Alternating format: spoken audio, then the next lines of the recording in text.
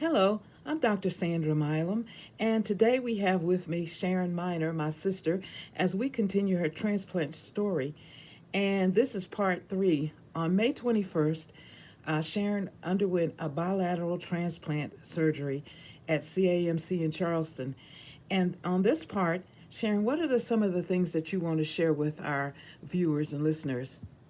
Okay, well, I want it to be less technical or less medical, and right now in this section, just to be, have human feelings. Okay, now what were some of the things you were going through? You mentioned earlier you found out about the transplant, but then when you got the news that you had there was a kidney available for you, what kind of emotions did you go through with, and you even before and then after the surgery, what type of things that did you experience?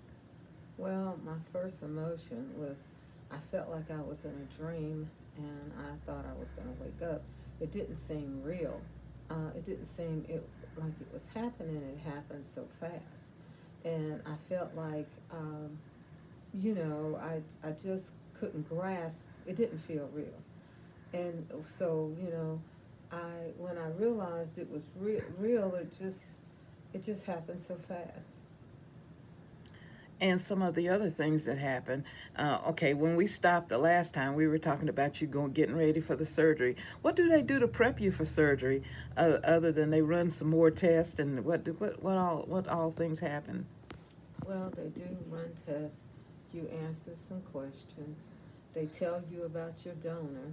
The only thing you know, everything is anonymous. The only thing you know is the gender, the donor's age, and any major medical problems they could have had. You don't know anything else. You don't know what state is coming from or where it's coming from or anything. You just know that. In my case, um, I was offered two kidneys instead of one because of my age and the fact that my kidneys was in such poor shape.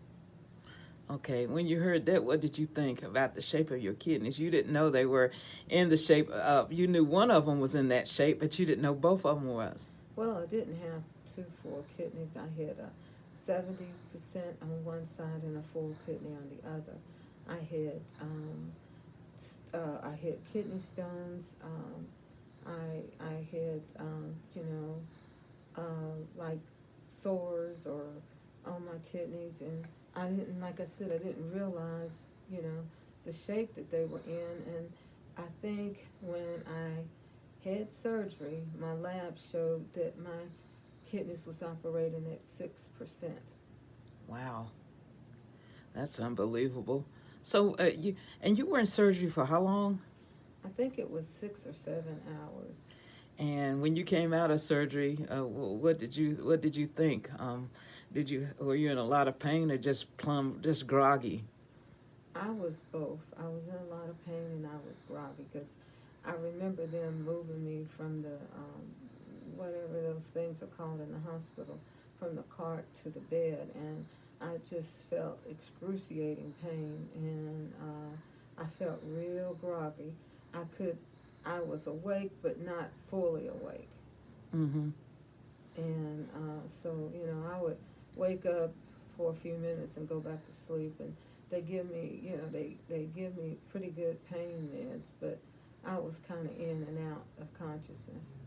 Well, it was funny because on that Sunday you called me and you did sound groggy, but you were telling me to be sure to call the dialysis center and you give me a list of people to call. Right, because it happened.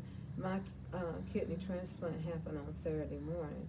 I had just left dialysis on Friday evening, so they would know, and I didn't have time to call them on Saturday. But they were open, but I just wasn't thinking to call them. And then I had transportation already lined up to pick me up, so I needed those two people notified, and like I said, it happened so quickly. Yeah, and then there was another place you told me to call UVA because you were on their transplant Yes, list as well. I was on And their transplant, uh huh. and I had an appointment with them.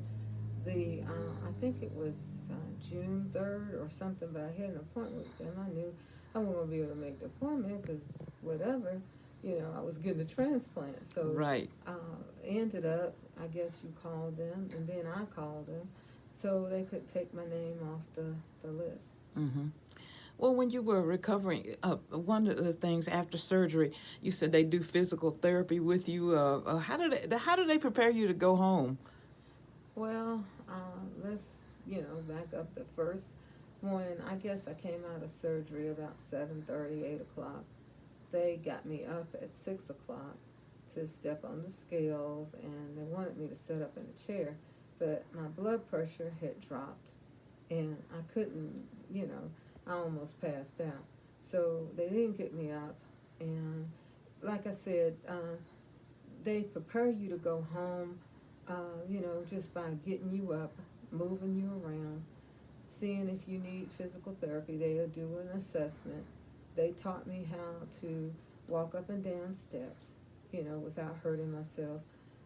They taught me how to, bring my legs to me and swing my legs over the bed so I could get up a certain way without everything was done and taught to me without hurting myself or possibly tearing my stitches.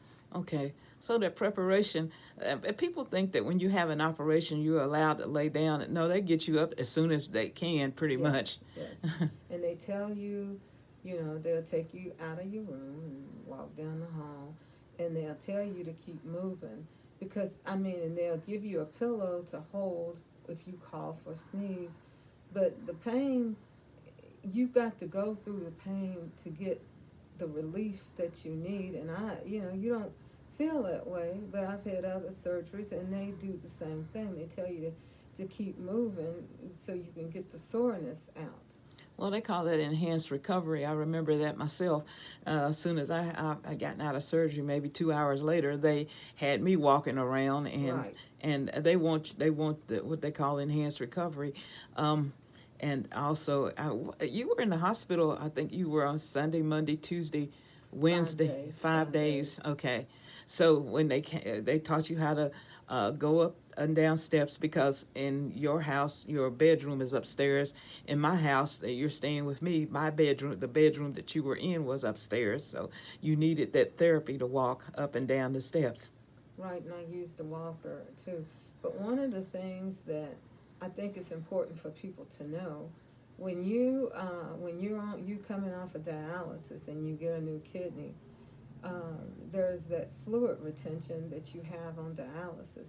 But when you come out of surgery after dialysis, you can drink all the water and stuff, or Fluids. liquid stuff that you can hold, and you urinate a lot. Your body, your kidney is trying to catch up with the intake, and you urinate at least once every half hour, and then it'll dwindle down. It'll slow down after a week or so. But that was hard to get used to, and one of the things that I had a problem with, I wasn't drinking enough, and I had a problem with dehydration right after I got out of the hospital. And that's very common. There's a lot of things that's common that people don't, realize. Of course, I was on a liquid diet when I first got out of surgery, the one, one, first 2 days, and then I went to a full liquid. I mean, not yeah, clear liquid to full liquid, and then I went on light foods. So your body. I remember waking up and just looking around and thinking about all the changes that my body was going through and all the lifestyle changes I was going to have to make. And another important thing to remember is it's not just the donor and the recipient, it's the whole family, both families.